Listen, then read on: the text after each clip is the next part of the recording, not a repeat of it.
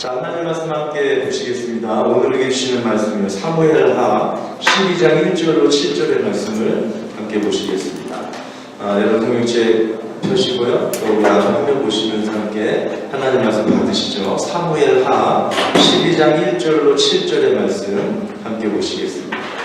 사무엘하 12장 1절로 7절. 자, 여러분 보시고 함께 한 목소리로 하나님 말씀 봉독하도록 하겠습니다.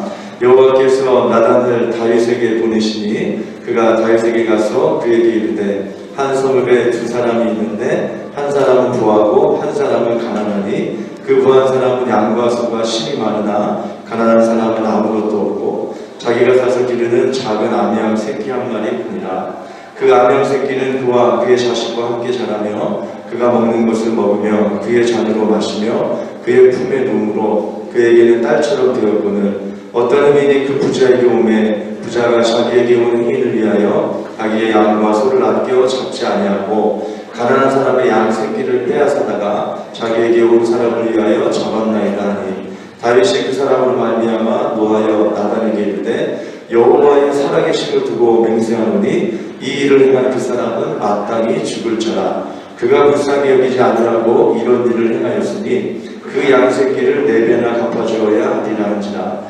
나단이 다윗에게 이르되 당신이 그 사람이라. 아멘. 자, 오늘 부활주일입니다. 우리 옆에 동도 한번 인사하실 때요, 부활의 기쁨이 당신의 기쁨 되기 원합니다. 한번 축복하세요. 부활의 기쁨이 당신의 기쁨, 여러분의 기쁨이 되기를 소원합니다. 네. 부활의 기쁨이 당신의 기쁨, 여러분의 기쁨 되기를 소망합니다. 감사합니다. 자, 오늘 부활주일 메시지를 함께 나누게 되기를 바랍니다. 우리 지난주가 이제 사사시대를 지나서 이제 이스라엘이 왕조 시대가 이제 시작이 되어졌습니다. 이스라엘의 왕이 세워지면서 그 전에 민족의 개념이었는데 왕이 세워지고 나라라고 하는 국가라고 하는 개념이 이제 이스라엘에게 시작이 된 것입니다. 우리 지난 주간에 그래서 우리 이스라엘의 첫 번째 왕으로 세움을 받았던 우리 사울왕에 대한 말씀을 함께 나누었었죠. 사울왕은 왕으로 선택받고 하나님께서 그를 세우기를 원하셨지만 이 자존감이 너무 낮아서 영적인 자존감도 낮고 또 자기의 어떤 집안의 배경이라든지 자기가 지금 처해 있는 상황이 그렇게 보잘것없다라고 하는 이제 그런 마음 때문에 사명을 받기는 받았지만 사명을 앞에 두고 그것을 감당하지 못할 것 같아서 전쟁을 듭니다.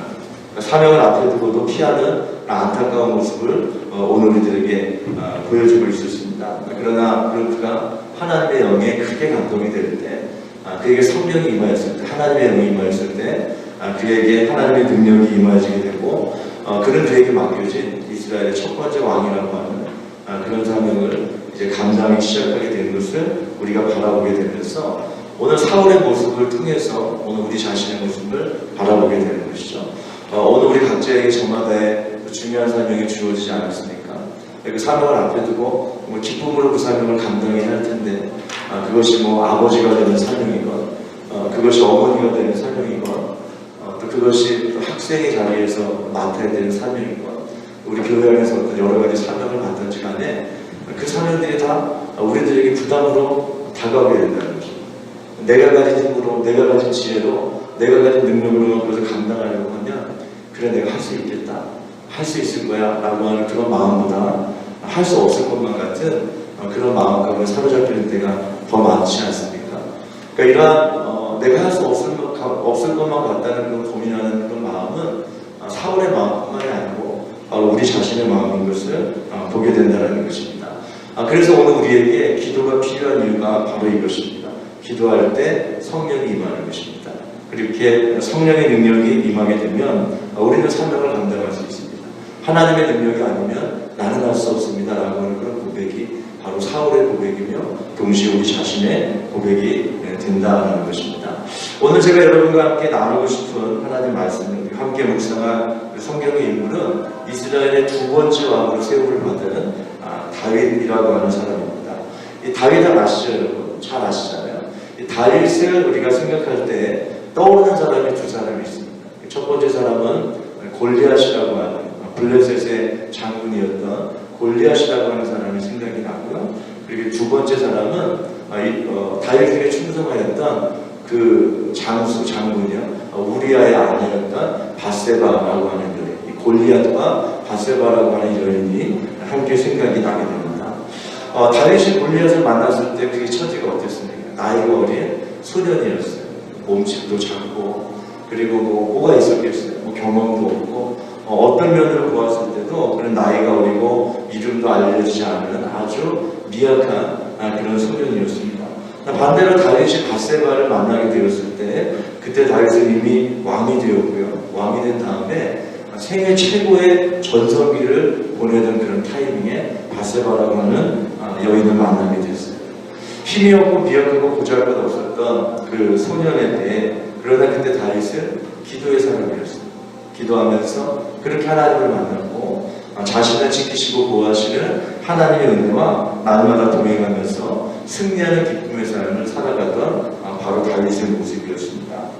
기도 가운데 받은 하나님의 능력으로 놀라운 힘을 이루었다는 것을 우리가 기억합니다. 그러나 이제 다윗이 왕이 됐어요. 어른이 되고 왕이 되고 많은 사람들이 그를 섬기기 시작하고 다스리는 권세가 그에게 주어지고 많은 전쟁을 통해서 여러 가지 인생의 경험들을 쌓고 이렇게 되면서 다윗은 그때부터 하나님을 믿고 의지하는 기도의 사람이 아니고 자기 자신이 가지고 있는 힘과 능력을 자랑하고 그것에 의지하는 그런 모습을 보이게 됩니다. 자, 이것이 차이인 것이죠. 더 이상 그가 기도하지 않을 때 그는 유혹과 시험에 넘어지고 말았습니다. 하나님의 능력을 상실하고 만 것입니다. 지금과 같은 봄이었습니다. 어떤 봄날 다윗이 거느리고 있던 수아의 군대는 전쟁을 하기 위해서 전쟁터로 나간 그런 상황이었습니다. 그러나 하나님의 말씀을 보면 다윗은 지금 그 전쟁터에 있지 않고 왕궁에 혼자 머무르는 그런 모습을 보이고 있습니다. 무엇인가 좋지 않은 그런 느낌이 듭니다. 다윗이 예전 같지 않습니다. 영적인 긴장을 지금 놓치고 있는 것입니다. 영적인 긴장을 잃어버리고 있는 것입니다. 병사들과 함께 그곳에 가서 기도하면서 전쟁에 임하여서 하나님의 승리를 거두어야 하는데 군사들은 내보내놓고 본인은 지금 왕궁에서 쉬고 있는 그런 모습을 가지고 있는 것입니다. 한가롭게 왕궁을 거닐면서요, 남의 집 목욕탕을 기웃기웃하는 그런 신세가 되고 말았습니다. 이것입니다. 오늘 우리가 영적 긴장을 놓치게 되면, 기도의 끈을 놓치게 되면 그때부터 유혹이 들어오기 시작한다는 것입니다. 바세바를 만났을 때 그랬습니다. 이 바세바가 모욕하는 모습을 보고 그녀에게 온통 마음을 빼앗겼습니다. 그는 왕이었잖아요. 왕의 명령을 가지고 그녀를 불러들이고 보니까 그녀는 다른 사람이 아니고 자기에게 너무나 충성하고 있는 한 부하 장수의 아내였습니다. 거기서 멈추었어야 했습니다. 그 사실을 알았을 때 그냥 보통 여인이 아니고 나에게 충성하는 그 장군의 부인인 것을 알았을 때 거기에서 멈추었어야 했는데, 그러나 이미 죄의 유혹이 너무나 강하게 그를 붙잡아 버린 것을 우리는 보게 됩니다. 판단력을 상실하게 되는 것입니다. 우리 지난 주간에 사울 왕에 대한 말씀을 나누면서요, 이 낮은 영적 자존감의 문제를 말씀을 드렸어요. 영적 자존감의 문제가 뭐냐면, 영적 자존감이 낮아지게 돼요. 하나님의 관계가 약해지고 혹은 끊어지게 되면서 영적 자존감이 떨어지게 되면 그 문제가 판단력의 상실로 나타난다고 말씀을 드렸어요. 이게 해야 할 일인지 하지 말아야 할 일인지 그게 순간적으로 구분이 안 돼요. 하나님과의 끈이, 연결의 끈이 강하고 그것이 연결이 되어져 있으면 그것을 구분할 수 있어요. 해야 할 일, 하지 말아야 할 일이 구분이 안 되고 중요한 일과 중요하지 않은 일들이 구분이 잘 되지 않아요. 혼란 가운데 빠지고 그 삶이 이제 어려운 곳으로 그렇게 나아가게 되는 것입니다. 자, 오늘 다윗 왕의 모습을 보니까요, 왕이라고 해서, 왕이 되었다고 해서 영적 자존감이 높아지는 것이 아닌 것을 우리가 발견하게 됩니다. 영적 자존감의 문제는 지위와 상관이 없는 문제예요. 우리 인생의 목표를 가지면서 내가 어떤 위치에 오르면, 어떤 지위에 서게 되면 모든 문제가 해결이 되고 그렇게 될 것을 생각하기가 쉽습니다. 그러나 그렇지 않습니다. 지위나 위치가 그것이 나를 만드는 것이 아니고, 오늘 다윗의 모습처럼 기도의 끈을 놓치면, 영적 긴장을 놓치고 기도하지 않으면 그는 무너질 수밖에 없다. 천하의 왕이라 할지라도 그 자리에서 바로 설 수 없다는 것을 오늘 다윗 왕의 모습을 통해서 오늘 우리가 듣게 되는 것입니다. 그를 강제로 취했습니다. 이제 이후에 바세바가 임신했다라고 하는 소식을 들었어요. 다윗이 큰일 났다고 생각하지 않았겠습니까? 장수의 아내를 범하고 그가 아이까지 가졌다는 그런 이야기예요. 그러나 이미 다윗은 세상 지혜에 너무나 빠른 그런 사람이 되고 말았어요. 지체 없이 전쟁터에 있는 우리아를 불러들입니다. 부하 장수를 불러들여서 그에게 휴가를 주는 거예요. 머리를 나는 잘 썼다고 그렇게 생각하는 거예요. 그러니까 전쟁터에서 돌아왔으니까 얼마나 아내를 만나고 싶겠어요. 휴가를 주게 되면 이제 집으로 갈 것이고 아내를 만나서 그 부하 장수가 그 아내가 동침하게 되면 이제 그 자녀의 아버지가 누군지 알 수 없게 되잖아요. 그렇다면 이 모든 문제는 해결된다라고 그렇게 생각을 하고 그런 명령을 부하 장수에게 주었습니다. 자, 그런데 이 너무나 충성된 부하 장수 우리아는 집으로 가지 않습니다. 왕궁에 머무르면서 지금 내 동료들을 전쟁터에서 지금 사지에서 삶과 죽음의 경계를 넘어서면서 그렇게 전쟁을 하고 있는데 어떻게 내가 집에 가서 아내를 취하고 나 혼자 휴식을 취할 수 있습니까? 나는 그렇게 할 수 없습니다. 정말 좋은 장수였어요. 정말 충성된 부하였어요. 다윗이 절대 일어서는 안 돼. 정말 지켜줘야 될 사람이 바로 우리아라고 하는 사람이었어요. 이 충성된 우리아가 집으로 가지 않습니다. 자, 그 모습을 바라보면서 다윗은 거기서도 마음을 돌이키지 않아요. 더 악한 마음을 가지는데 어떤 마음이냐면 아예 이 사람을 죽여야겠다. 그를 죽이는 음모를 마음 가운데 세우게 됩니다. 하나님 말씀 보시죠. 사무엘하 11장 14절 15절 말씀을 한번 보시기 바랍니다. 아침이 되면 다윗이 편지를 써서 우리아의 손에 들려 요압에게 보내니 그 편지에 써서 이르기를 너희가 우리아를 맹렬한 싸움에 앞세워두고 너희는 뒤로 물러가서 그로 맞아 죽게 하라 하였더라. 자, 어떤 말씀인지 이해가 되셨습니까? 이제 아침이 돼서 집으로 가지 않은 우리아를 다시 불러서 다시 그를 전쟁터로 보내는데 그의 손에 편지 한 통을 들려서 전쟁터로 돌려보냅니다. 그 편지에 뭐라고 쓰여져 있냐면 이 편지를 들고 가는 우리아라고 하는 사람을 죽이는 음모를 만들어요. 전쟁이 막 전투가 벌어지고 있을 때 우리아라고 하는 사람을 앞에 두고 나머지 군사들은 다 뒤로 빠져서 혼자 남아서 그러면 이길 수가 없죠. 죽을 수밖에 없잖아요. 그렇게 그가 죽도록 방치하라고 하는 그런 명령을 내리게 됩니다.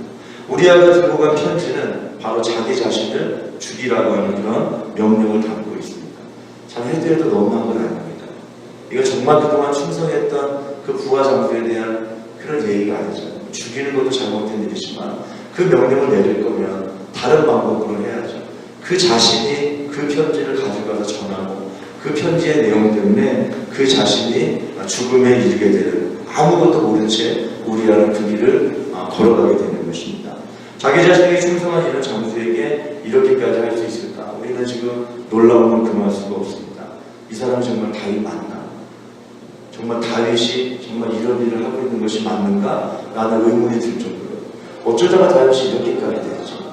남의 아내를 함부로 취하지를 않나? 그것이 발각될 것 같으니까 이 사람을 죽여야 되겠다고 생각하면서 이런 음모를 꾸미기까지 하고요. 어쩌다가 다윗이 이 지경에까지 이르게 되었는가? 라고 하는 그런 음모를 가질 수밖에 없는 그런 상황이 되는 것입니다. 그렇습니다. 오늘 우리가 경계해야 될 죄의 속성이 바로 이것이에요. 제가 그랬어요. 처음부터 큰 죄가 시작되는 게 아니에요. 처음에는 작게 시작해요. 처음에 뭐부터 시작했습니까? 목욕탕을 엿보는데 기웃기웃하는 아무도 모르잖아요. 들키지 않으면 죄가 아니라고 생각하니까 뭐 이 정도야 괜찮겠지. 그렇게 시작된 그 작은 일이 이렇게 사람을 죽이는 음모를 꾸미게 되는 살인까지 이르게 되는 그런 엄청난 결과가 나오게 된다라는 것입니다. 오늘 우리가 주의 길을 살게 될 때도 마찬가지 원리가 적용이 될 것입니다. 처음에 작게 시작하는 뭐 이 정도 괜찮겠지. 그러나 경계해야 됩니다. 거기서부터 점점 죄의 크기가 덩어리가 커지게 된다라는 것입니다. 자, 이것이 바로 다윗이 저지른 잘못, 그의 죄였습니다. 이제 다윗이 왕이 됐어요. 왕이 되니까 곁에 사람이 점점 없어지게 되잖아요. 누구하고도 편하게 어떤 이야기를 할 수가 없어요. 왕 옆에 사람들이 많은 것 같지만 그러나 그 탑 리더는 항상 외로움을 느끼지 않습니까? 주변에 정말 믿을 만한 사람이 점점 없어지게 되고 사라지게 되면서 다윗이 외로움을 느꼈어요. 자, 그때 하나님께서 다윗에게 주신 지혜가 한 가지가 있었습니다. 그것이 무엇이냐면 사람들과 가까이 하지 못하는 대신에, 친구들이 사라지는 대신에 선지자들, 하나님의 말씀 전하는 선지자들과 가까이 교제하면서 하나님의 말씀을 듣는 그런 마음을 하나님께서 다윗에게 주셨어요. 그래서 다윗이 나단이라든지 주변의 여러 하나님의 사람 선지자들과 교제하면서 하나님 말씀 듣는 그런 시간들을 많이 가졌었는데요. 자, 이러한 일들이 있은 다음에 이런 큰 죄를 범한 이후에 하나님께서 다윗과 또 친밀한 관계 가운데 있었던 선지자 나단을 다윗에게 그렇게 보내주십니다. 그리고 나단이 우리 다윗 왕에게 짧은 이야기 하나를 들려주게 됩니다. 그 이야기의 내용이 우리가 좀 전에 읽은 사무엘하 12장 1절로 7절까지의 말씀입니다. 아주 심플한 내용입니다. 한 성읍에 부자가 있고 또 가난한 사람 두 사람이 살았다라는 것입니다. 자, 그런데요, 이 한 부자가 어느 날 자기에게 찾아온 손님을 대접하기 위해서, 자기는 부자잖아요. 많은 것을 가졌으니까 자기 양을 잡아서 대접을 하면 될 것인데, 이 가난한 사람이 가지고 있었던 자기 자식처럼 딸처럼 여겼던 그 한 마리밖에 되지 않는 그 양을 강제로 빼앗아서 그 양을 죽여서 손님을 대접했다. 이 일이 어떠한가라고 하는 그런 이야기를, 그런 내용의 이야기를 들려주게 됩니다. 이 이야기를 듣고 우리 함께 말씀을 읽은데요, 다윗이 몹시 분개합니다. 몹시 화를 냅니다. 그리고 이야기하기를 그 사람에게 사형 선고를 내리죠. 그 사람 죽여야 한다. 여호와의 살아계심을 두고 맹세하노니 이 일을 행한 그 사람, 이런 일을 행하는 사람은 마땅히 반드시 죽여야 된다라고 이야기하면서 그렇게 분을 내는 그런 모습을 보이고 있습니다. 그때 바로 그 순간 나단이 달려들면서 다윗에게 이야기를 합니다. 다윗, 당신이 바로 그 사람입니다. 마땅히 죽어야 한다. 그런 일을 행한 사람은 반드시 죽어야 한다. 죽여야 한다. 라고 말하고 지적받는 그 사람, 당신이 바로 그 사람이다. 라고 그렇게 다윗에게 소리치는 것입니다. 당신이 바로 그 사람입니다. 이것이 바로 복음이 겨누는 초점입니다. 하나님의 말씀, 복음은 다른 누구를 위하는 것이 아닙니다. 복음은 바로 나를 향한 겁니다. 나의 죄인의 실체, 오늘 내가 저지르고 묻혀있는 그 죄에 대한 이야기가 바로 복음이라는 것입니다. 자, 그런데 우리가 하나님 말씀을 들을 때요, 우리가 설교를 들을 때, 혹은 복음을 우리가 듣고 묵상할 때, 우리는 이러한 초점을 쉽게 잃어버리기가, 초점을 잃어버리기가 너무나 쉽다는 것입니다. 복음은 그냥 일반적인 선언으로 생각을 합니다. 막연한 어떤 그런 종교적인 견해, 종교적인 관점이라고 그렇게 생각하면서 나와 크게 상관이 없는 것으로 생각하기가 일쑤입니다. 설교를 들으면서도 나를 향한 메시지, 나를 향한 지적이라고 생각하지 않고 어떻게 다른 사람에 대한 이야기로 그렇게 듣는다는 것입니다. 죄를 지은 다른 사람의 죄와 그 죄의 결과에 대한 그런 이야기로 들으면서 마치 토크쇼를 관람하는 것처럼 아무 느낌 없이 하나님의 말씀을 우리가 듣고 있을 때 복음은 우리에게 이야기하는 것입니다. 당신이 바로 그 사람입니다. 오늘 복음이 필요한 사람은, 오늘 하나님의 은혜가 필요한 사람은 다른 어떤 누구가 아니고 바로 당신입니다. 당신에게 이 복음이 필요하다는 것을 이야기하고 있는 것입니다. 나단의 이야기를 들으면서, 나단의 설교를 들으면서 다윗은 점점 종교적이 되어가고 있지 않습니까? 양을 잃은 그 사람에 대해서 동정심을 가지는 거예요. 저 사람 참 불쌍하다. 그리고 양을 빼앗은 그 나쁜 부자에 대해서는 막 화를 내는 거예요. 분개하는 거예요. 우리가 기억해야 되는 거예요. 동정심과 어려움 당한 사람에 대해서 불쌍한 마음을 가지는 것이죠. 그리고 나쁜 일을 한 사람에 대해서 화를 내고 분개하는 이런 모습은 오늘 우리가 끝도 없이 즐기고 있는 종교적인 감정에 불과합니다. 동정심과 분개를 통해서 오늘 우리는요, 내가 우월하다고 생각합니다. 누군가를 불쌍히 여길 수 있으니까 내가 그만 우월하다고 생각합니다. 내가 그런 잘못을 저지르지 않는 만큼 내가 그렇게 큰 죄인은 아니라고 생각하면서 잘못한 죄를 저지른 어떤 누군가를 지적하면서 나는 저 사람 같지 않다라는 생각으로 나는 더 낫다라는 그런 마음으로 스스로를 위로하고 스스로를 높이는 그런 마음을 가지면서 나는 죄인이 아니라고 하는 그런 마음을 가진다는 것입니다. 이러한 종교적 우월감을 통해서 변화되는 삶은 없습니다. 이런 마음을 가지고 오늘 우리의 삶은 변화될 수 없어요. 도덕적인 감정에 빠져서 세상이 어떻게 되려고 이렇게 되냐, 점점 더러워져가는 세상을 한탄하고 지적할 뿐 이것으로 우리의 삶이 달라지거나 변화되지는 않는다는 것입니다. 그런데 갑자기 복음이 방향을 바꾸어서 나를 향해 오는 것입니다. 당신이 바로 그 사람입니다. 오늘 용서받아야 될 죄인은 다른 사람이 아니고 바로 당신입니다. 오늘 우리 안에 있는 죄를 발견하고 내가 죄인인 것을 고백하려고 할 때 우리들의 마음은 괴롭습니다. 그러나 우리가 기억해야 될 것은 내가 죄가 있는 것을 인정하고 내가 죄인인 것을 고백하는 이 죄의 고백은 나를 괴롭게 하는 것이 아니고 오히려 나는 죄인이다라고 하는 이 고백은 오늘 우리에게 소망을 가져다주는 그런 선포인 것을 기억해야 할 것입니다. 왜 그렇습니까? 죄인인 자에게 구원이 임하기 때문에 그렇습니다. 내가 죄인이라고 인정하는 그 사람에게 예수 그리스도의 십자가가 의미가 있는 것이고 그 죄에서 승리하신, 죽음에서 승리하신 부활의 그 역사가 참으로 의미가 있는 것이기 때문에 내가 죄인인 것을 알고 깨닫는 것은 저주가 아니고 오히려 우리 인생에 가장 축복된 일이 되는 것을 우리는 다시 한번 기억하게 되는 것입니다. 오늘 그러므로 우리 그리스도인이 해야 될 일은 다른 것이 아닙니다. 죄를 피하는 것이 아닙니다.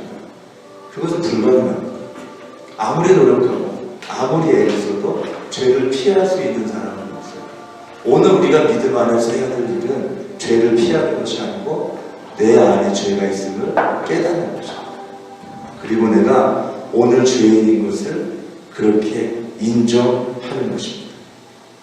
다윗의 죄가 이렇게 크고 아무리 그가 무도하다고 해도 우리 하나님의 은혜는 그 나쁜 죄, 그 더러운 죄를 훨씬 더 크게 뛰어넘는 그런 크기를 가지고 있는 것입니다.